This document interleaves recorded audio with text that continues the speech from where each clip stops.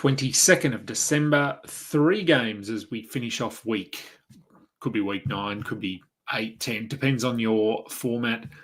But we're at the end of the week. We're very close to Christmas. A little bit to talk about. Moe Wagner confirmed out for the season. We'll chat about him and the Magic. This is the Sunday pre-game show. Let's go balls deep. I'm the type to get shit done. You the type to observe. March Madness on my speakers, but today's November 23rd. Cause I'm loud in the blunt, yeah. I don't say what I want, yeah. Probably somewhere sunny getting tan. Foreign women in the sun, yeah. That's all that I need. That's all that I need. That's all that I need. Got my brothers with me. Got my brothers with me and my mama's healthy. That's all that I need. Welcome to the Balls Deep podcast, brought to you by Fantasy Basketball International. I am your host, Adam King. Find me on Twitter at AdamKing91 and on Blue Sky at AdamKing91. We are part of the Old Man Squad, as are a lot of other hosts and shows. Go and check them out at Old Man Squad on Twitter.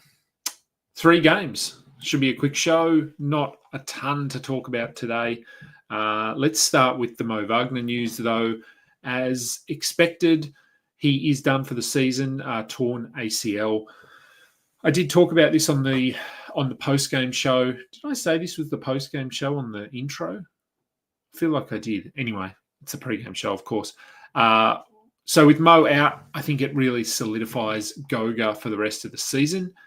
Should have been added everywhere anyway.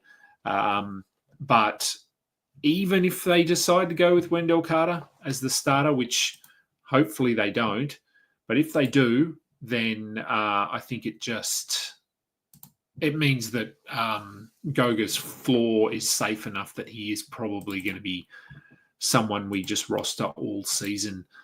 Based on what we saw yesterday, and obviously that had a lot to do with Jalen Suggs being unavailable as well. Cole Anthony, worth a look. Anthony Black, potentially worth a look as well. Suggs will impact those guys. But just for now, I think we roll with Wendell. We roll with Goga.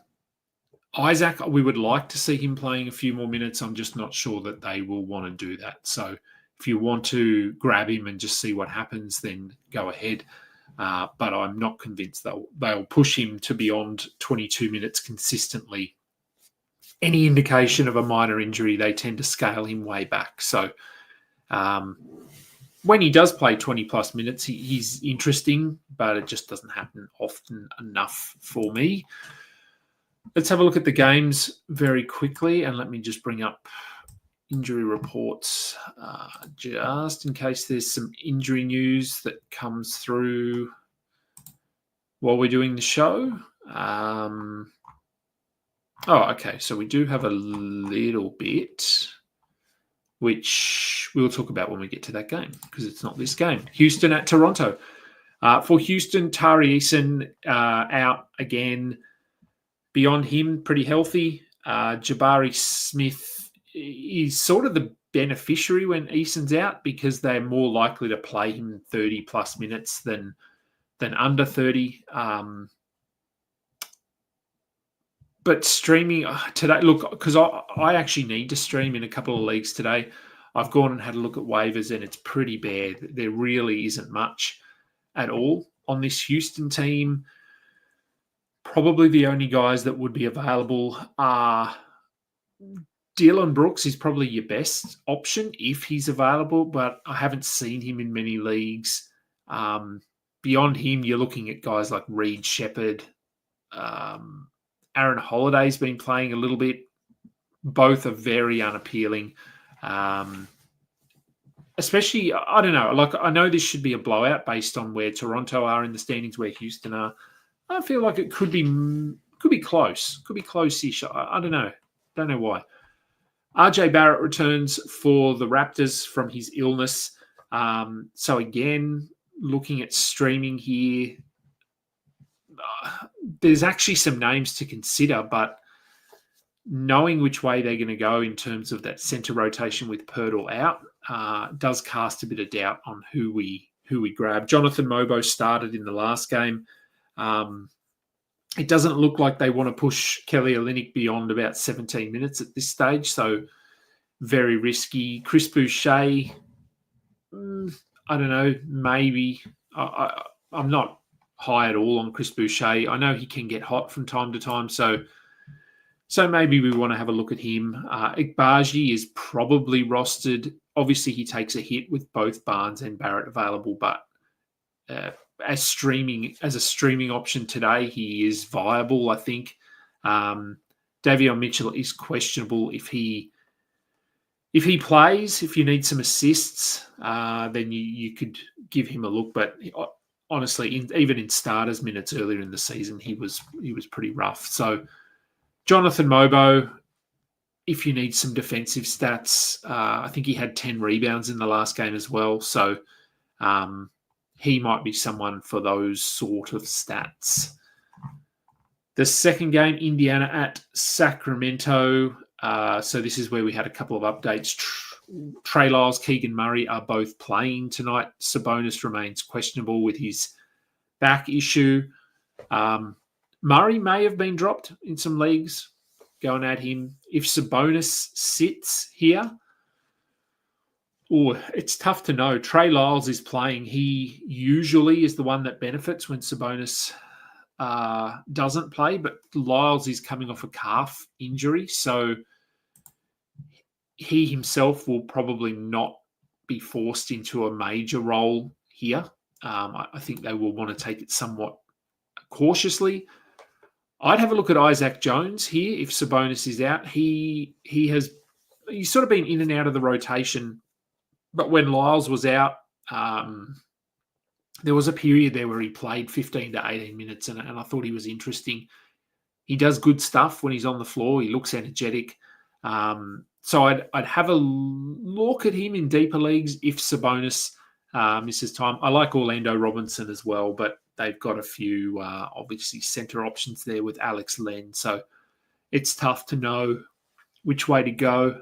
For the Pacers, Ben Shepherd questionable. Aaron Neesmith getting closer, but not back yet. Streaming tonight, I would say Nemhard, but he's probably rostered everywhere. Obi Toppin, if he is available. Go and give him a look. TJ, he's sort of scaled back a little bit with Shepherd returning. He's down around the 15 to 17 minutes, which is not enough for sustainable value, but for streaming, he's still a very good source of assists and steals. And the last game of the night, they're all bunched tonight too, so very close. I think we've got two 6 p.m. tips and then a 7 p.m. tip-off as well. So all very early. For the Nuggets, Christian Brown is probable. Westbrook has been playing really well. If he hasn't been added yet, I would go and grab him. I picked up Julian Strawther in a deeper league. I think I just need 3s, maybe.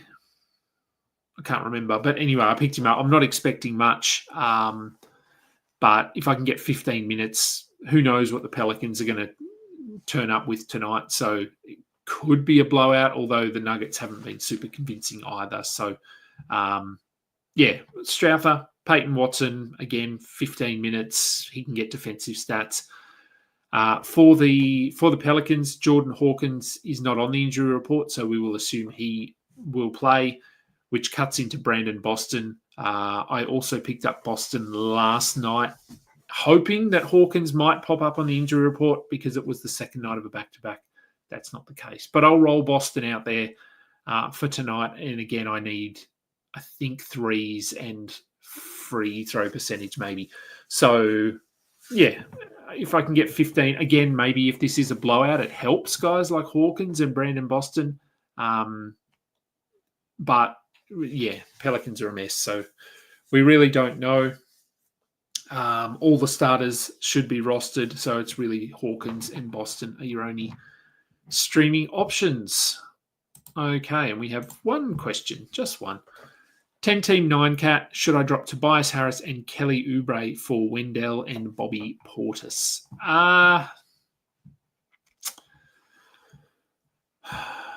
Portis, I know Portis is coming off that really big game last night where what did he have? 30 something and 10, or I don't know.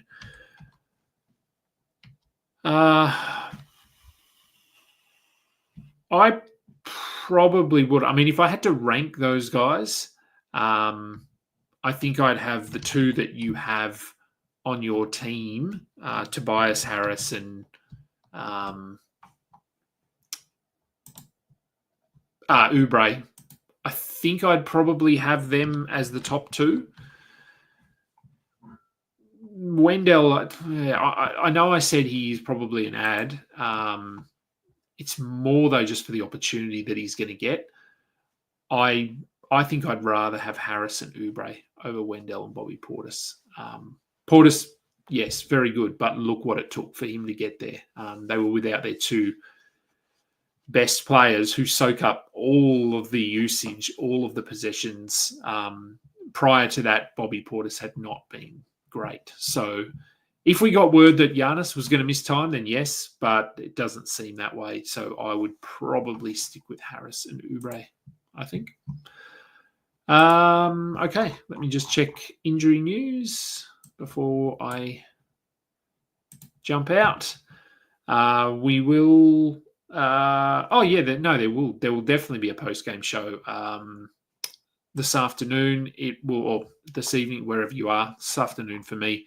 As both or all three of the games are early tips, it means I can do a show before afternoon. So, yes, there will definitely be a post-game show. It will be a pretty quick one with only 3 games. Depending on how my matchups went will depend on my demeanour. Hopefully I win a couple at least. But that will do for today's show. Thank you, everyone, for tuning in. And as I always say, please go and download the episodes. Don't actually have to listen to them. Just download them. Really appreciate that.